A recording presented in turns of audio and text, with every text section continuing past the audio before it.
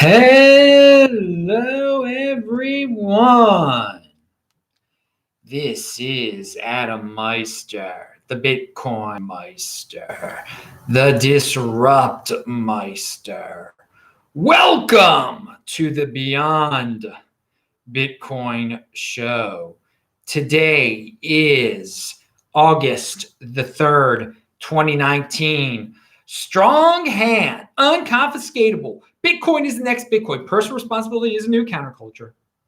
Deferral of gratification. Conviction. Golden age. Strive for greatness, people. You guys are elite. This is where striving for greatness is normal. This is where we promote that kind of thing. We're not victims here. All right, this is the Beyond Bitcoin show, but I do want to remind you about yesterday's show. That was This Week in Bitcoin with Simon Dixon.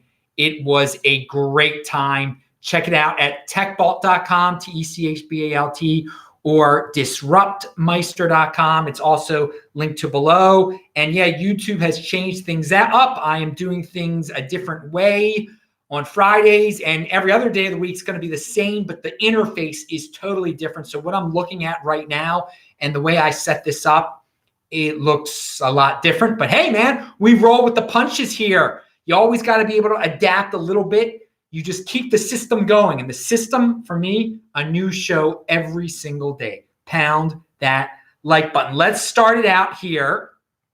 And again, if you've got a question, type in Bitcoin Meister. Hopefully it'll pertain to the subject matter, which is Beyond Bitcoin today. Again, this is the Beyond Bitcoin show.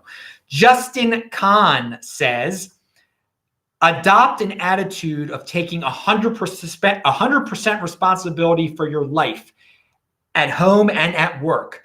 Not for others' sake, but for your own.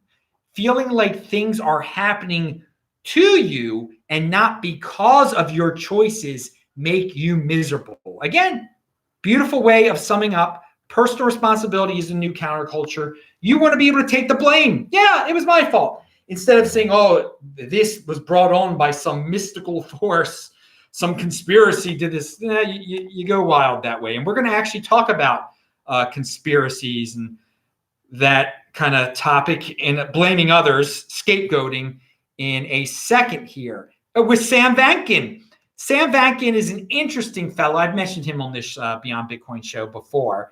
He has a video, and I haven't watched the entire thing yet, but the first part, he is ripping on conspiracy theorists. He says that it's people who get into conspiracies, who want to believe in it, it reduces their anxiety. It only provides positive reinforcement. It allows a person who feels like they're out of control to regain control of their lives. Conspiracies have simple, bright, a solid core. Just a solid, it's very simple. It was them. And they can make it complex. It was them involved with the aliens and the rich people and this and that. But it's a simple answer. It's a simple answer to life's, life isn't that simple sometimes. Okay, there's every situation occurs when there's multiple players. There's complexities involved. But some people who are anxious and need their anxiety reduced, they need simplifications like this. And it helps identify enemies. People love to have enemies. They love to have it simple. That's my enemy. They caused the problem. It's their fault. It's that simple. How can you not notice that?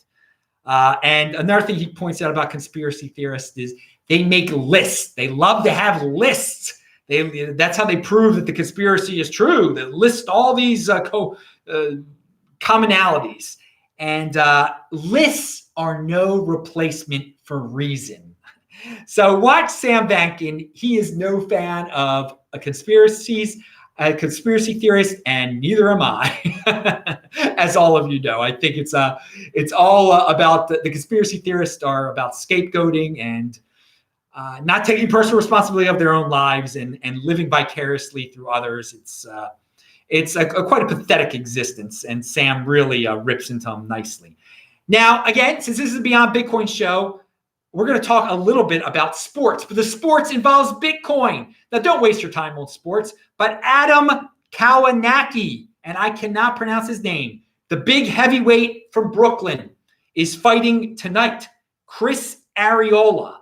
And we want him to win because Adam Kownacki If only I could pronounce Polish last names correctly. Pound that like button. If he wins, he's a huge Bitcoin fan. A huge Bitcoin fan. If he wins, he'll get a title shot. And to have a heavyweight boxer with a title shot who's talking Bitcoin nonstop, I mean, that would be great. That would be great. So I don't like boxing. I think it's an incredibly dangerous sport. It's barbaric, but personal responsibility. He knows what he's getting into. And since the fight is going to happen, no matter what I do, I hope Adam wins. And the Bitcoin, he gives Bitcoin a lot of love after he wins. He thanks Bitcoin. And then he gets his title shot, and it'll be big news for Bitcoin. All the Bitcoin mainstream organizations will be covering it by that point. Not just the insider information that you get here on the Bitcoin Meister channel. All right, remember to follow me on TechBalt, TechBalt on Twitter. I am really making Twitter an important part of this operation over here. Again, a new video every day, but you get everything at Twitter. My audio podcast, I have special audio only podcasts that don't get into video form. I tweet stuff out all day. You'll learn a lot from Twitter if you know how to find helpful information. And I am navigating through the mess for you, and I'm putting out the helpful information. So TechBalt on Twitter.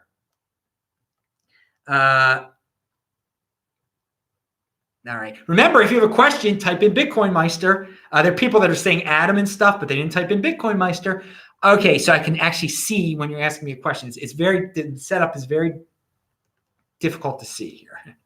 All right, Rock873. He followed directions. Very good. What time do you eat normally? Always afternoon.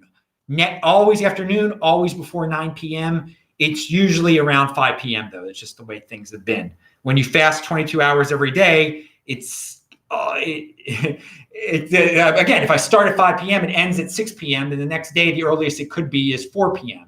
So it's getting, and then I run. It's just the way things have been going. It's been between 4 and 6 a lot lately, between 4 and 6, but never before noon, never after 9 p.m. And the never after 9 p.m. part is very important to everyone because you want to have 4 hours before you sleep. However many times a day you eat, you want your last meal to be at least 4 hours before you sleep. All right. So that's why ending at 9, never eating past 9 o'clock is a good idea. So you can go to sleep at 1. All right. Let's talk about the mayor of New York is Bill DeBlasio. And I'm just seeing here other stuff. Okay. And there were these Democratic debates. Of course, I did not watch them because they're a complete waste of time. But clips of them have been coming out. And what he said, he's a minor candidate. He's a tremendous dude. He's 6'4". I had no idea he was so tall. He's a communist, basically. I think he may have admitted it a long time ago. I have no idea. But he's a communist. And he said, one of his talking points, he straight up said that he will tax I'm not going to say the word, the heck out of the wealthy. All right? And he said it with such pride. He might have said it twice even. He says, I'm going to tax the beep heck out of the wealthy. And no one said anything. Totally accepted. So, I mean, imagine if another demographic was picked, okay? I'm going to tax the heck out of the gay people. I mean, there'd be an uproar. There'd be an uproar if he said something like that. But again, with the wealthy, it's acceptable. It's acceptable to be envious of the wealthy. And now it's just commonplace. I mean, he's the mayor of the largest city in the United States of America. Again, some people say, well, he's a fringe candidate for president. Yeah, indeed, he's a fringe candidate for president. But look at the bigger perspective. He was elected mayor of the most important city on the planet Earth. And this is what the mayor of the most important city on the planet Earth thinks about the rich. And and he's wealthy himself, probably. I don't know that much. But again, this is what is accepted in the world today, that the wealthy can be scapegoated for everyone's problems, can be ripped onto that level that we are going to tax the heck out of them and everyone cheers. Yeah. Again, take care of yourself. Aim to be the wealthy. Don't be envious of the wealthy. It's sickening. It's sickening to hear things like that, to hear how envious and hateful people can be like. But yeah, let him say what he's going to say, okay? And if you're in New York, I in New York City is ridiculous. He's not becoming president. Thank Hashem, he's not becoming president. But it gives you a little peek into mainstream society today. Okay, what the mainstream society is about: being envious, being jealous, blaming the rich. And again, personal responsibility is a new counterculture. That's where I like to be, where you aim to be rich, or you aim to be happy. You just aim to be happy, and you don't care what the rich are doing, and you don't try to steal from the rich. Okay, that's what he's saying. Let's steal the heck out of the rich here. All right, I mean that he can say that, and I'm going to comment on that and point it out as a totally ridiculous statement there. But actually, in mainstream society, it's not ridiculous. Everybody likes that type of stuff now, apparently, in the 80%. And I'm glad I'm not part of that. Now, there's a guy, MGTW Money. He's got a great channel out there most of the time. He gives out economic advice for men. And he's been giving someone else has a question there. I'm going to answer in a second. Economic advice for men, and some of it is very solid. He doesn't get into Bitcoin too much. He could be a bigger fan of Bitcoin. Let's put it this way. But now he's gotten into a trend again. He says IPOs were bad for a while, but now they're good. So if you want to triple your money in a short term, IPOs are a good thing to investigate. And he says, but don't blame me because they're risky still. All right.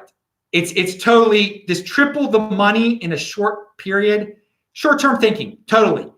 And I know he's trying to give out different techniques to different types of people. If you're really interested in tripling your money, okay, but you don't care about time, and you want a real asset that's not going anywhere, but he even admits that most of the IPOs, the companies will go down the tubes. Now, again, it's not like ICOs, but IPOs are pretty. He's talking about the Beyond Meat one specifically. But guys, take it slow and easy. Bitcoin is a real asset that you control. The IPO stock you would buy through your fund manager or whoever, or through E-Trade, and then do you really control it? Can be confiscated, et cetera, et cetera. And what are you even buying? You don't even know the company you're buying into. But I did want to point it out that even a guy who can be somewhat reliable in terms of his economic advice and conservative, he can go off the rails sometimes a little bit. So again, he still gives some pretty good advice, and not everyone is perfect. I'm pointing that out, but I do want to also point out is that if that people, and he started talking about the pot stocks there've been pot stock IPOs. Guys, this is trendy stuff again. Flavor of the month type of asset class. That's IPOs and pot stocks. Stick with the real thing. Stick with the conviction in Bitcoin. It's not going away. It is a real asset that cannot be confiscated if you are controlling your own private key. All right. Now here's something from Jeff. Jeff Ashton said, "I've been hearing XRP will go up soon. Is this going to happen?" Is that a real question? Is that a serious question on a channel like this? Are you familiar with this channel? I mean, this is the Bitcoin Meister channel. So who buys altcoins? Do you actually buy altcoins? Answer that. Who does that? So who cares? I mean, what? It's like are you going to buy Libra also? Because Libra is going to go up. I mean, that's an altcoin that's going to be controlled by a company. I don't know if I doubt that was. I don't think that was a real question. I hope that wasn't a real question. All right, pound that like button. All right, so we talked about DeBlasio. Here's another tweet. Oh, this is a good one.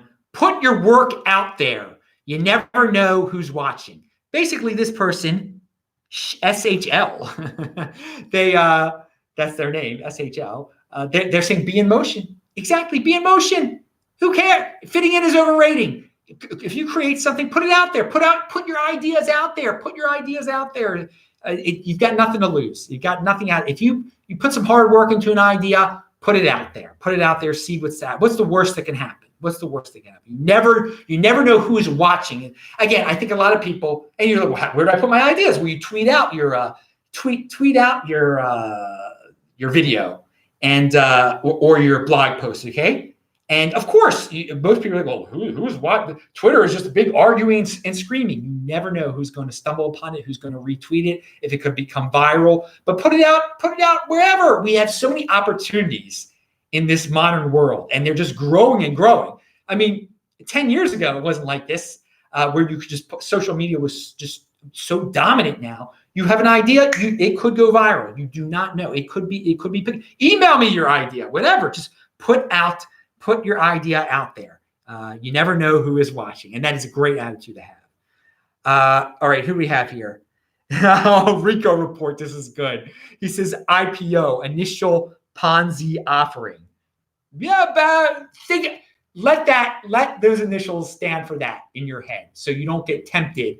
I mean, again, there are legitimate IPOs, but you want to get in on a pre-IPO. As I said in my 2015 videos about Bitcoin, I said this is like a pre-IPO opportunity. You could get in. Imagine if you could get into Facebook before the IPO. That's what I said Bitcoin was in 2015. So this dude, MGTW Money, is talking about IPOs. Bitcoin is the pre-IPO. Pound it, baby. All right.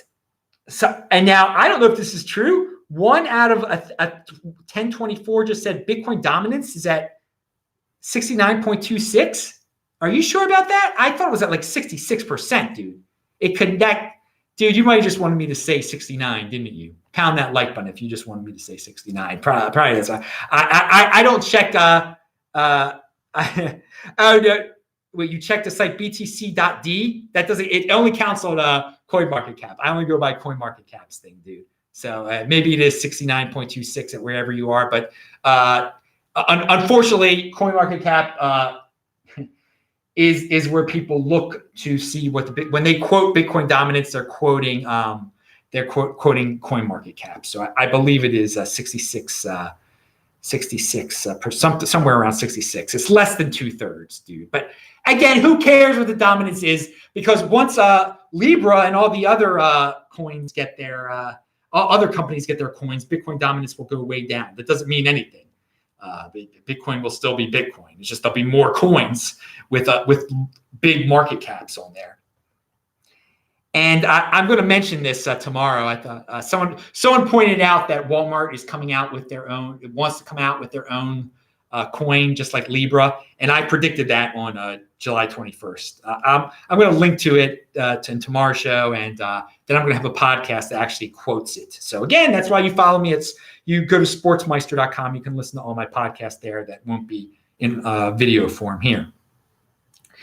And I just want to say someone else says something. And I'll get into that in a second. Chunk a dunk. That has to do with Bitcoin. Okay, that's a good question though. No scapegoat. Okay, so again, I talk about scapegoating a lot here. Okay, and I think the key, one of the big keys to like everything in life, is not scapegoating, not blaming others. So if you ever find yourself blaming, and we all get into it sometimes, we all try to blame something on something. Don't get into that. It's just a negative spiral. I think one of the keys in life is never to scapegoat, or try as hard to scapegoat and try to not scapegoat, and try hard not to blame others. All right, Chunk a Dunk said, Bitcoin Meister, not sure if you mentioned this before, but who is the major demographic from what you've noticed lately getting into Bitcoin? Well, it's always been white men. I mean, it's mostly white men. By far, Bitcoin is 95% men, if not more. But that's just and then Asian men, and then there are black men too. I think there are more black men into cryptocurrency than total women, actually. Not black. I mean, all women combined. I think there might actually be more in all of cryptocurrency, because a lot of, I'm not going to get into all the specifics. Some black guys, unfortunately, there were some prominent black guys that were promoting some altcoins. Let's just call them altcoins, and complete scams like the cloud mining stuff. And then some other black guys. Oh, there's a black guy promoting it. They immediately they feel more comfortable. Sometimes people feel more comfortable with their own race, and they piled into this stuff. And so that's why I say unfortunately, a lot of black guys, and they should have took personal responsibility and said, wait a second, I probably shouldn't trust this brother, what he's saying. But unfortunately, there was a situation where some black guys did get fooled, and I by other blacks actually in the on the outskirts of the cryptocurrency space and stuff they shouldn't have gotten into. So I do hope some of those guys stuck around and just didn't a lot of them were very angry and very disappointed that they got into BitConnect and just ridiculous things like that. And I hope they stuck around. So if they did, then there are probably more. And there's plenty of black guys in Bitcoin too. When I go to events, there'll be. In Long Beach, there were plenty of black guys there, and then Los Angeles too. I know there's a guy watching right now, a black guy in Los Angeles, and San Diego. He might be watching right now. My buddy Tay is out there. So no, but the major demographic, your question was, and it's just it's white men. It's mostly white men, and then there's plenty in the USA. It's mostly white men, and then of course, and in Europe, it's mostly white men. But there's plenty. When I'm in Africa, when I'm in Zimbabwe, it's all black dudes. Well, no, there's a white guy too in Zimbabwe. But overall in the world, it's mostly white guys, then Asian guys, then black guys. All right, and then women, probably. I don't know. Who cares about the demographic? We don't worry about the and you know what? And that's the other thing. I think it's an interesting question. It's always interesting to look at that kind of stuff, but. Anyone can get into Bitcoin. That is the beautiful thing about it. That is the beautiful thing. Anyone can get into Bitcoin. And so everyone get into it. Black lesbians get into Bitcoin. You can do it too. It's fine. But black lesbians would be great to get into Bitcoin. If they don't have any kids or anything like that, they'd have some disposable income. And that's the thing. No, I'm not good. All right, very good. Anyone can get into it. When I make these shows, it's for everyone. These shows are definitely for everyone. And I don't try to specifically target. Sometimes I'm like, well, why aren't there more gay dudes in the Bitcoin or something? Why aren't there any gay, major gay Bitcoin content creators out there? I think they would do pretty darn well, actually. I know there are plenty of. I met quite a few gay Bitcoin fans on the West Coast. I guess that's no coincidence, is it? All right. So, but again, who cares? Who cares about what the demographics are? Let's just care about your financial future, people. Okay, everyone has to care about their financial future. You should know. I'm going to bring this up right now as a good segue. If you know more about politics, most Americans know more about politics than they do about their personal finances. Okay, they know more about the politicians they hate and the politicians they love than their own personal finances. And that is not a healthy situation. If you want to follow politics, that's fine. As your pastime, that's fine. But you got to get your personal finances in order first, okay? Or you're going to end up at the mercy of those politicians. And I think some people want that. They get into politics because they think that's the way their lives have to be, that other people control their lives. So those other people in DC are going to control their personal finances, which is not good. Not good at all. You're going to lose that way. You're not going to get any wealth that way. And Rock Ape said, Bitcoin Meister, are you voting for Andrew Yang? More S-coin dividends. Are those two things related? Is he going to create more? Well, he's creating a dividend. He's printing more of the US dollar. He's turning that into an S coin.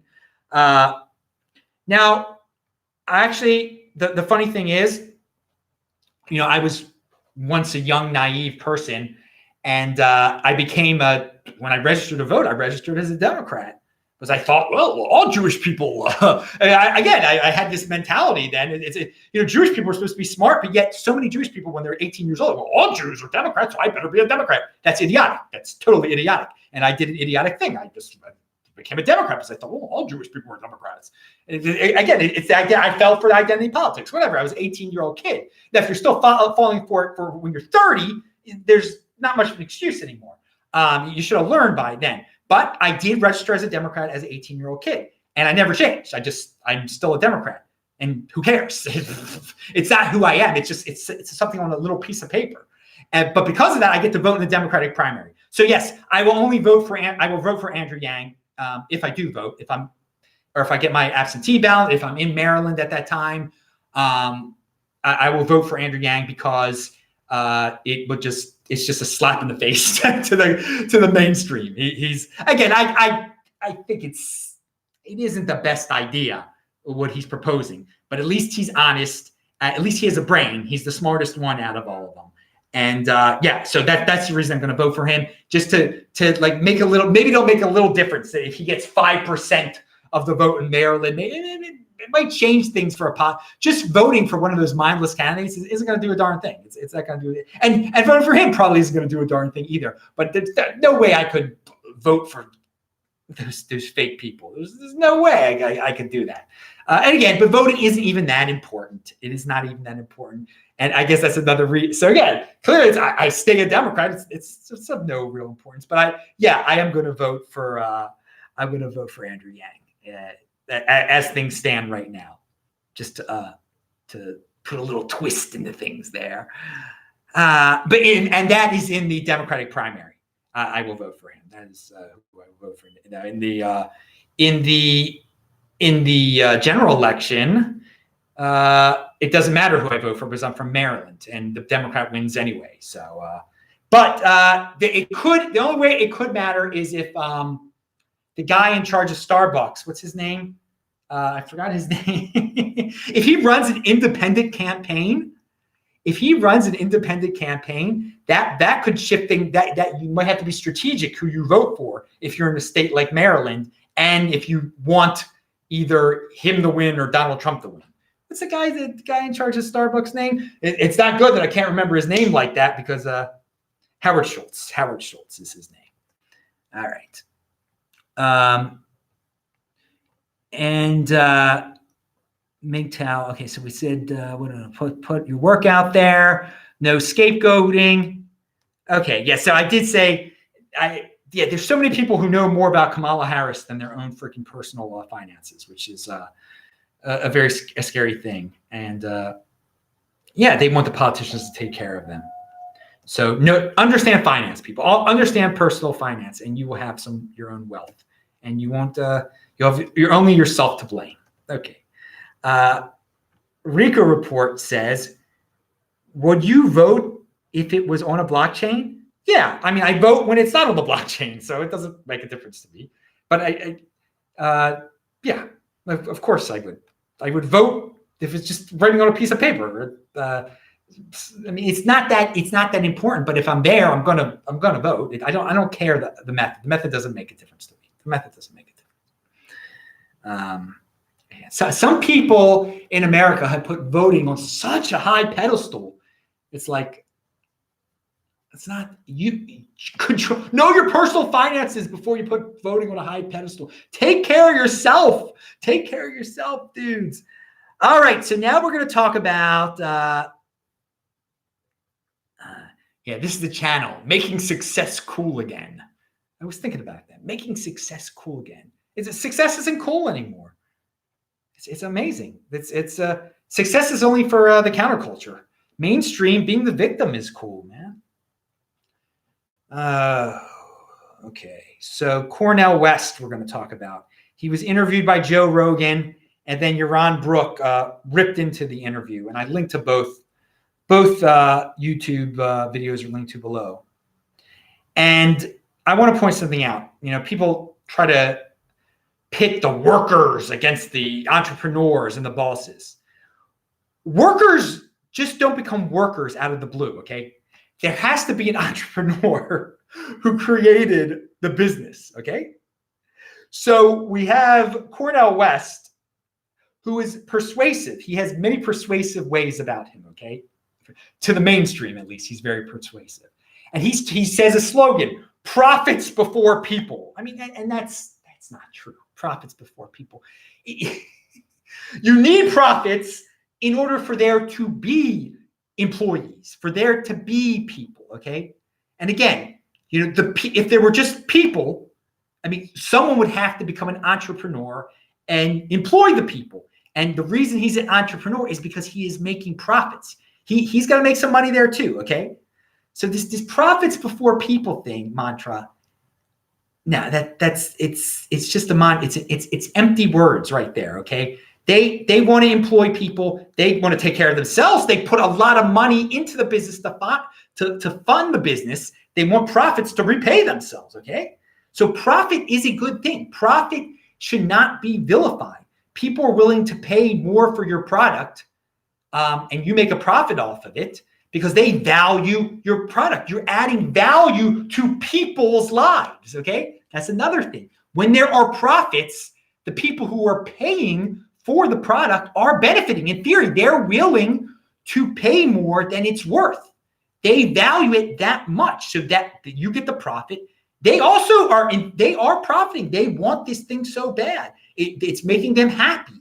And again, that's their prerogative. That's their personal responsibility. If they think a $50,000 car that only costs $25,000 to produce, if that makes them happy, and they're not being forced to buy that car. There's no force behind profits. You have to understand that. People are voluntarily buying all sorts of products where there are profits. So thus, people are benefiting. The people who are buying, the workers who are being employed, the entrepreneur who founded the business. This profits before people. It's a meaningless thing to vilify capitalism, to vilify free trade, to vilify people not being forced to buy things. Again, they're not. Anyway, so it seems like Yaron Brook is anti-pathological altruism. That's a good way to sum up Yaron Brook. But many people are just into pathological altruism, and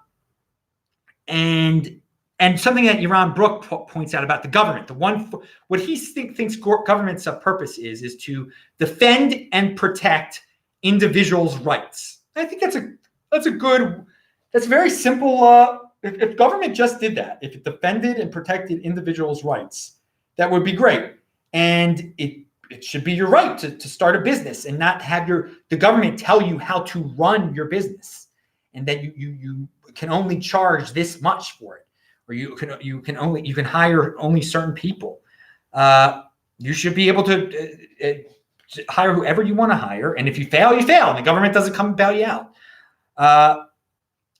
And I'm not talking about I think I'll talk about. I'm talking more about Yaron than Cornel right now. But I mean, what Cornel West does on the Joe Rogan show, he is very personable. You know, he's talking about music, and he's talking about the people. He mentions all the Americans who were socialist. And you know what? Yeah. And that socialism is American pie, because he names all these socialists that were Americans. Okay, that's fine. Yeah, people should be allowed to be socialist. People should be allowed to be capitalists. Let them compete. That's fine. That's fine. You don't try to outlaw certain things that capitalism is the basic rights of the free market.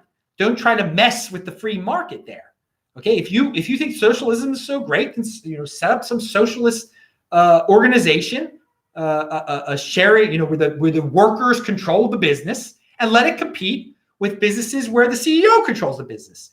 But to want rules that limit CEO pay, this is to have the government say, no, the CEO can't make that much money. That's unfair. No, that's using force. That's using the government as a tool of force there.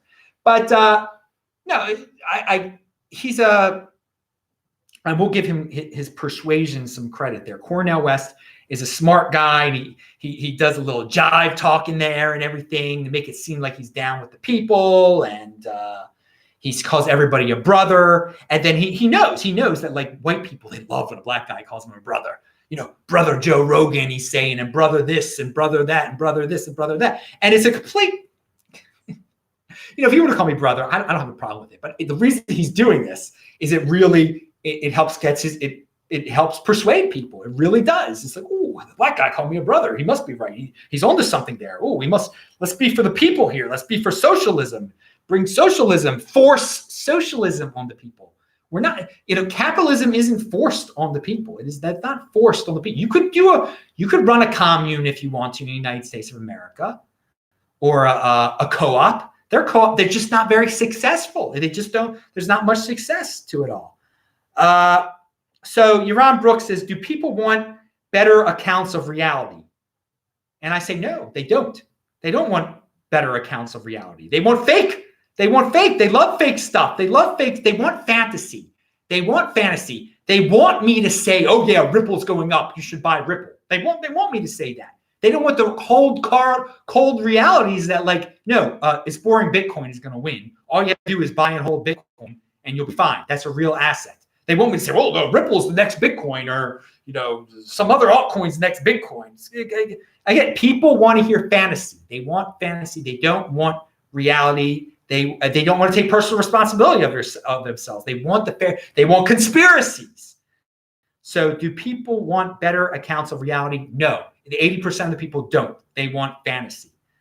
The way I would describe Cornel West is forced sacrifice. He wants to force everyone else to sacrifice for other people's kids. Okay?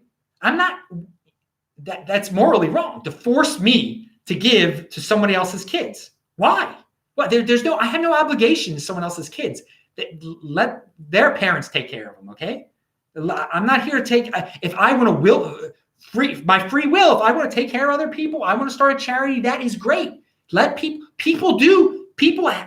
everyone's different. There are lots of people that want to start charities and take care of other people's kids, but you shouldn't force people to do that.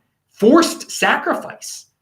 And again, this altruism, it's put on this pedestal in society by people like Cornel West that, sacrifice for others. That's the ultimate, to take care of other people's kids before you take care of your own selves. Before you figure out your own future, before you get real assets, give all your money away to somebody that his parents didn't take care of. All right. What's this here?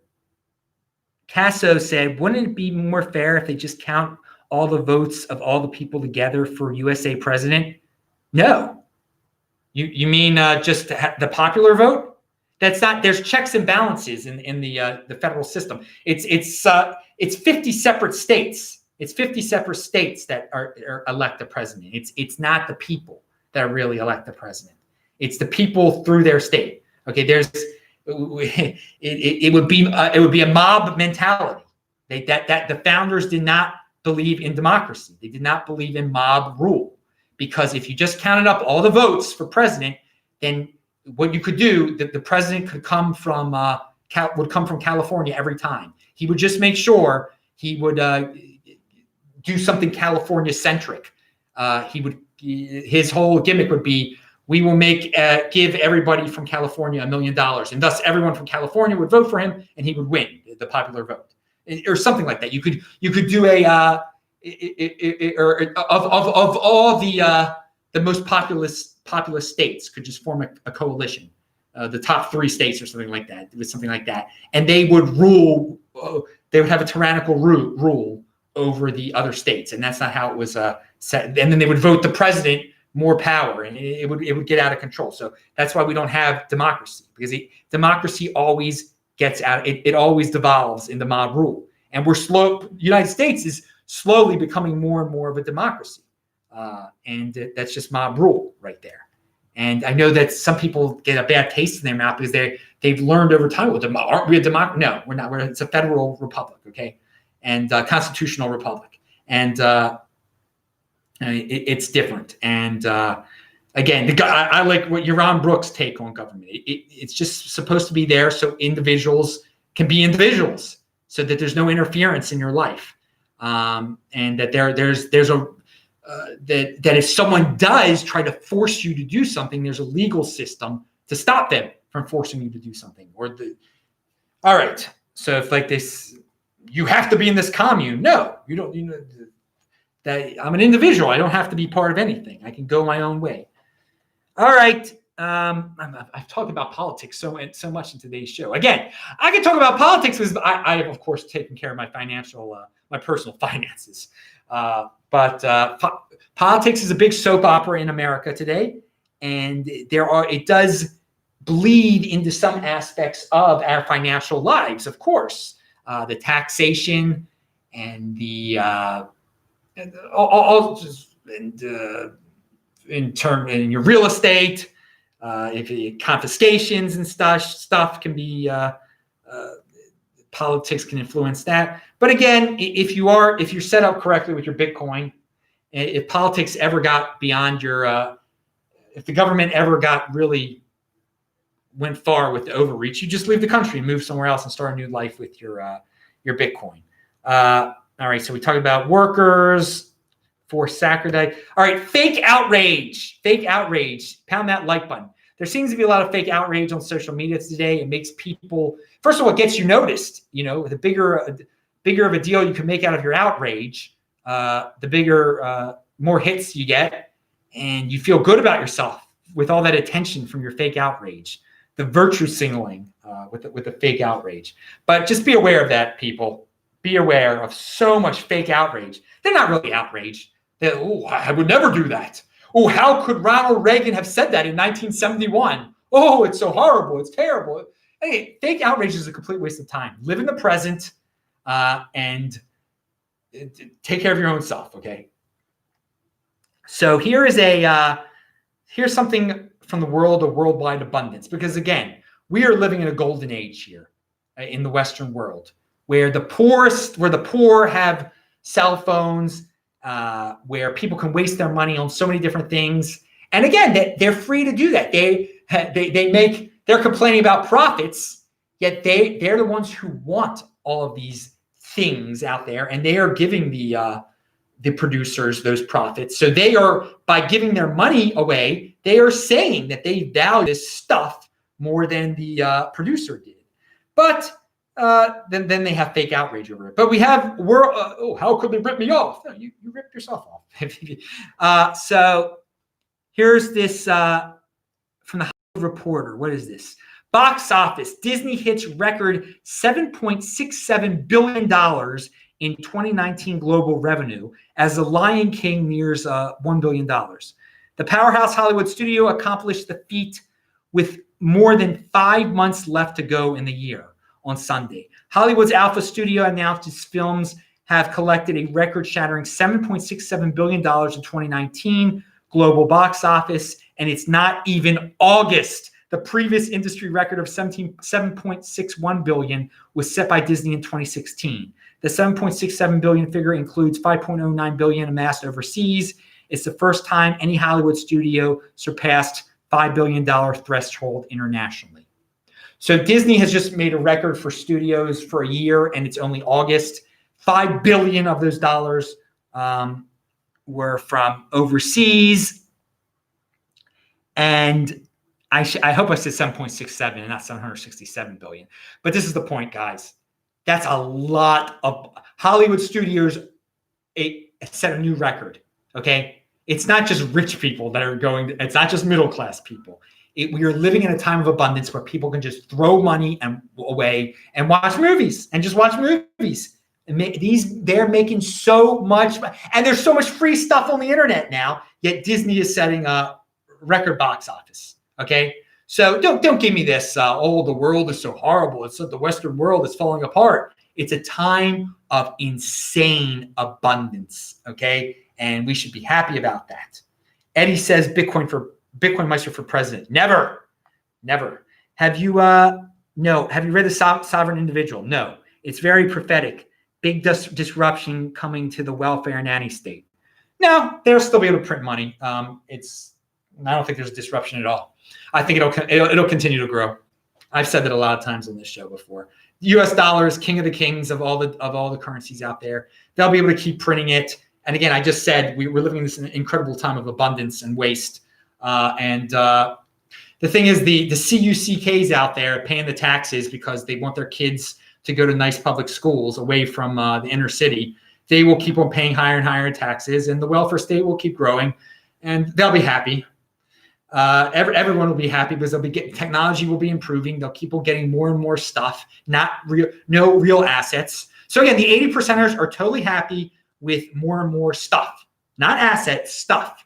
And as long as their kids are safe away from the inner cities, they'll keep on paying those high taxes on their tremendous houses to impress their wives, to get better wives, to get bigger houses. And again, so you don't have to be among the 80%ers. You could be among the 20%ers and just laugh at the welfare state and laugh at the people who value their wealth in dollars. And you have the real asset, Bitcoin.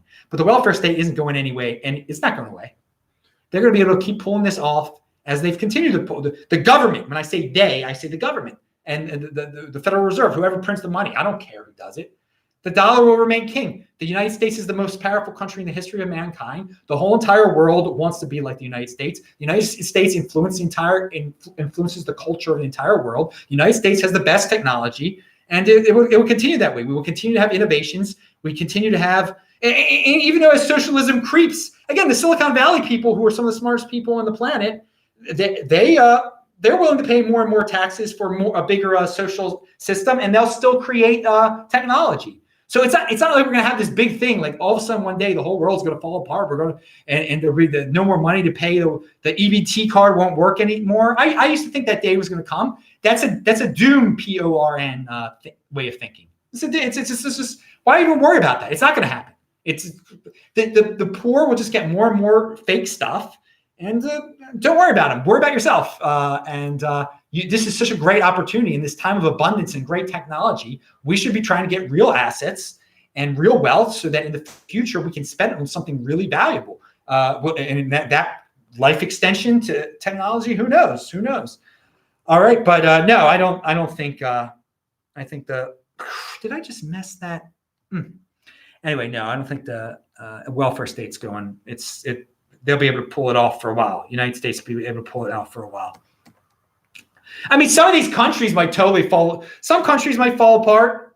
The United States isn't falling. I mean, but then corporations will take over those countries, or China will take over some of the countries. There'll be order in the third world, and again, with the technologies that are being developed in the first world, God, everybody living in little mud hut villages in Africa is soon going to be able to have a cell phone. I mean, that's awesome. That's really awesome.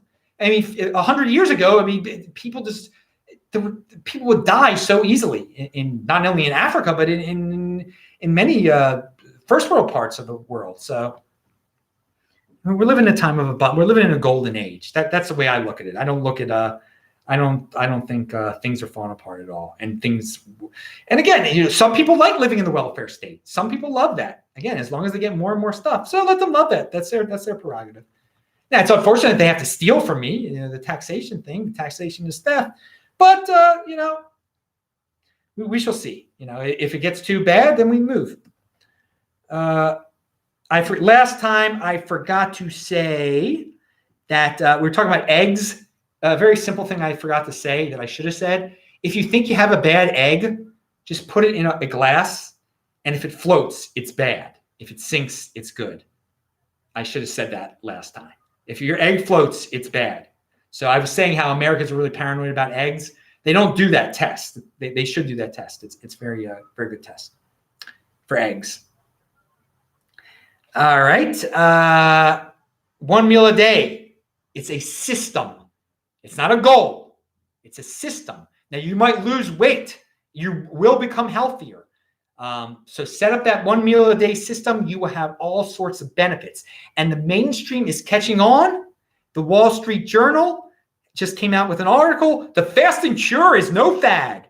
New research is showing the profound benefits for weight, longevity, fighting disease, of only eating during limited hours. Fasting also can contribute to brain health and happiness. The neurobiological biologist Mark Mattson, who retired this year from the National Institutes of Health, has demonstrated in experiments for 2 decades that nerve growth factors contribute significantly to brain health and positive mood. He also found that fasting, restricting calories, and exercising spur distinct increases in the best known nerve growth factor.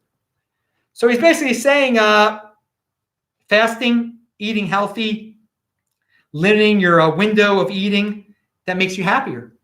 And as most of you know, I'm a pretty darn happy guy with a lot of energy. Now, I've always been pretty darn happy. So, but again, a lot of you have seen me like it's very difficult for me to grasp the concept of people being depressed.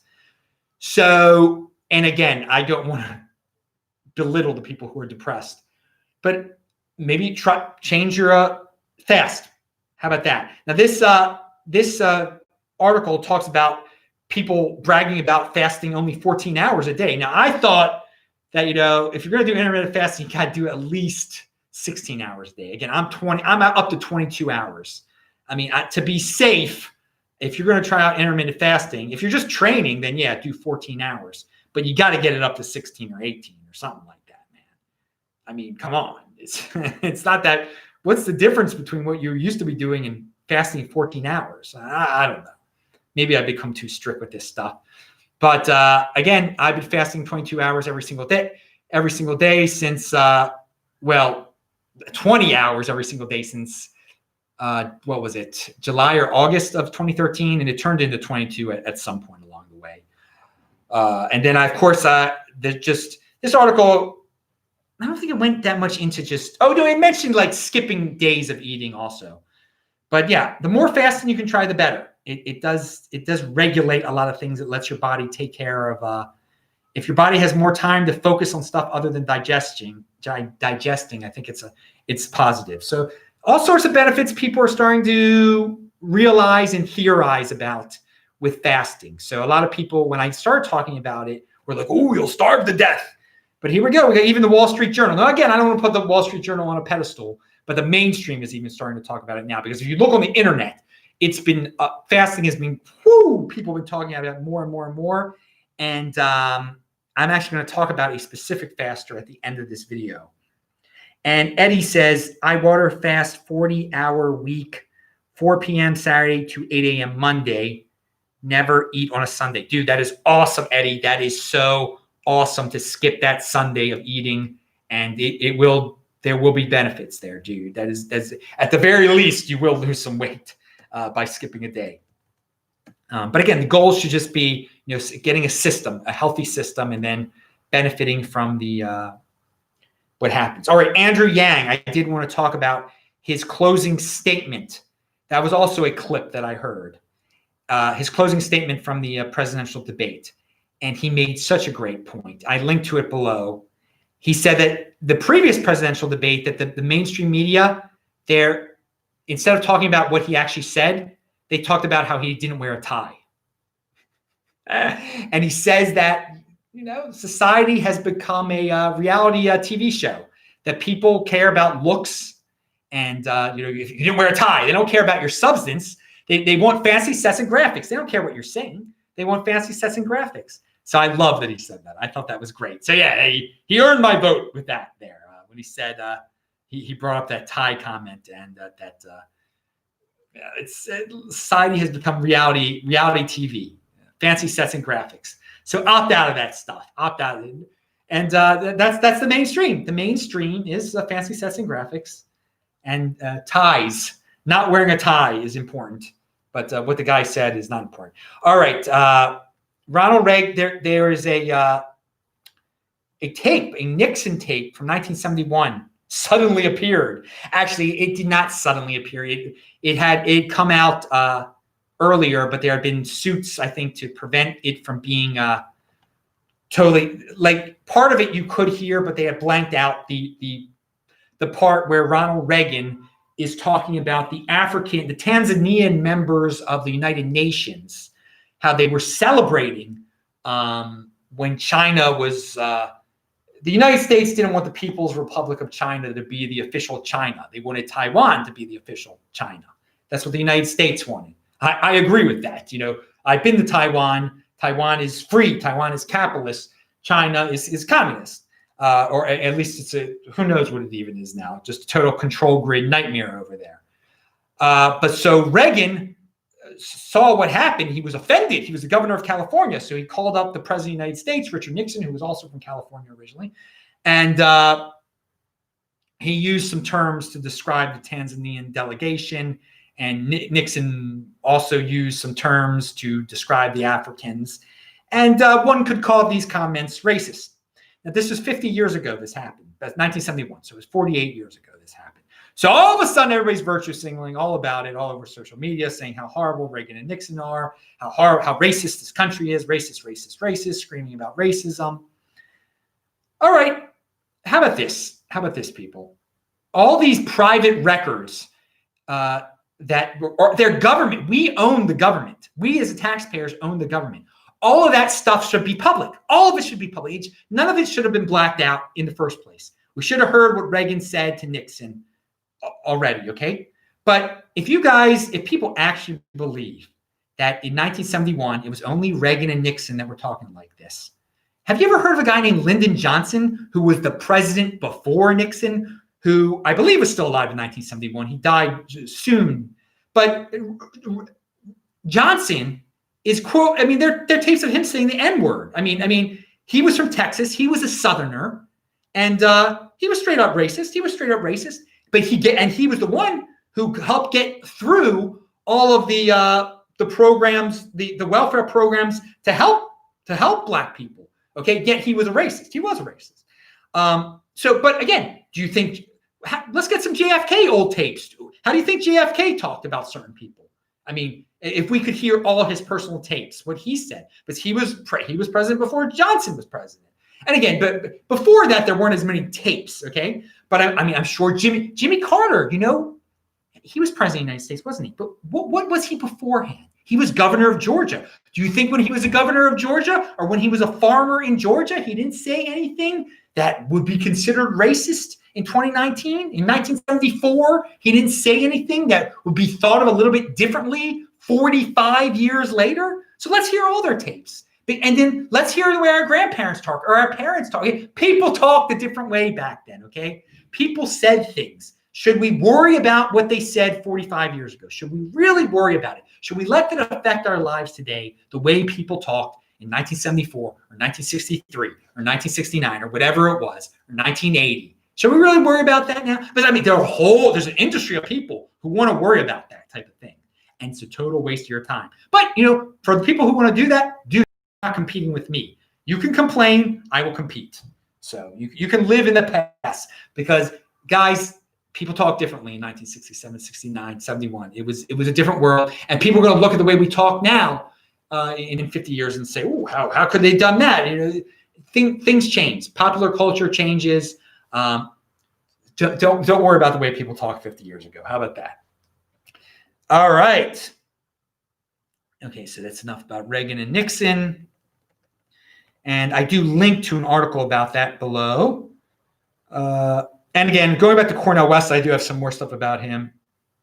The way he talks, it's emotional type of stuff. It appeals to people's emotions. That the rich owe the poor, and we don't. The rich don't owe the poor. It's victim glorification. Cornel West uses a lot of victim glorification. There shouldn't be any glory in being a victim. Blames things on dominance and manipulation. Again, dominance. What is it? Again, strive for success. It's not dominance is this way of twisting around what success is. Success is glorious, and all of you can be successful here, baby. Manipulation is envy. Using the word manipulate, it's just a manipulated system. The rich only became rich because they manipulated the workers. It's envy. A worker can start their own business if they want to. It's not easy to be an entrepreneur. Okay. Okay, we're almost done. And again, Yaron Brook, I don't agree with him on everything, but sometimes when Yaron Brook gets rolling with the basics of his philosophy and Ayn Rand, he's right. He's so right about the individual, thinking of yourself as an individual, taking care of yourself, taking personal responsibility of yourself. Don't blame other groups.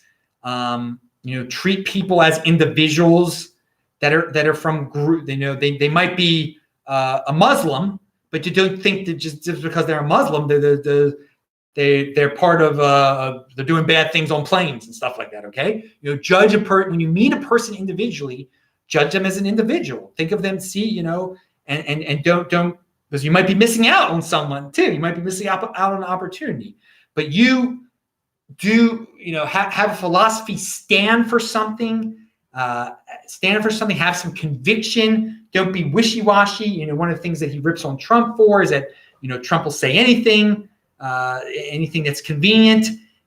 Don't say things for convenience sake. Sometimes you have to say some uncomfortable things because there's an underlying reason, because you stand for something. So yeah, this Yaron Brook, again, he's not right all the time, and I don't agree with everything, but there's a lot of his philosophy that I like, and obviously he gets that from Ayn Rand also, obviously. What's her objectivism? Here is, what is this? Study says 28% of delivery drivers have eaten some of your food. I'll repeat that. Study says 28% of delivery drivers have eaten some of your food. As all of you know, I don't eat out at all. I make my own food. There's a reason to make your own food. Besides, getting deliveries are incredibly expensive. So there, you're paying a premium to get this food delivered to you, but 28% of the time, the guy has put his fingers in it and eaten some of it. When you make your own food, that has not happened. You know how exactly it's been prepared. And again, I used to read the Craigslist, the Baltimore Craigslist, the comments. I forgot what the section was called, but there'd be all these bitter and angry waiters and waitresses in there talking about all the things that, when they weren't tipped, what they would do. Good stuff there. Good stuff. Great stuff. It makes you real happy that when you know how to cook your own food. Personal responsibility. Every man out there should be able to prepare his own meal. He shouldn't be like, well, I need a wife. My wife will do it, or I'll be single and I'll just pay for the delivery truck or whatever. No. Know how to cook for yourself. I mean, that's just a basic part of life. You should be able to feed yourself. You were a hunter once. You should be able to feed yourself. Just like you're able to wipe your tuchus, you should be able to feed yourself. I mean, these are things that you need to do. You need to be able to eat. You need to be cleanly down there, or else you'll die. Pound that like button. All right, so we're almost done. Forced cooperation. That seems to be the way of the mainstream today. Forced cooperation. No one has to cooperate in life. People can just be, make their own businesses, do their own things, not want to partner with anyone. I mean, that's really rugged individualism when you're not cooperating with anyone. But what's wrong with that? But it seems like today, everyone's like, well, everyone should be friends. Everyone should be able to work with this other guy. You should be able to work with him. You have to hire this. That's forced cooperation. That's force. You should never be able to interpret anything as force. Okay? That's wrong when there's force involved with something. So if you're ever talking about new ways of governments regulating businesses, well, they're forcing a business to do something against their will. That's wrong. That's wrong. All right. And finally, the guy here's a YouTube channel of a faster with incredible conviction. I randomly stumbled upon this guy from New Jersey. He started fasting in January, and then he went 180 days without eating. And he went from 530 pounds to 294. So I linked to his channel below. 530 pounds to 294 pounds in 180 days. He did not eat at all during that time. He drank, and there was some powders in the liquid. Again, I'm not recommending doing that at all. It was completely extreme. Obviously, he could survive it because he had so much fat on him. And it's inspiration. It shows conviction.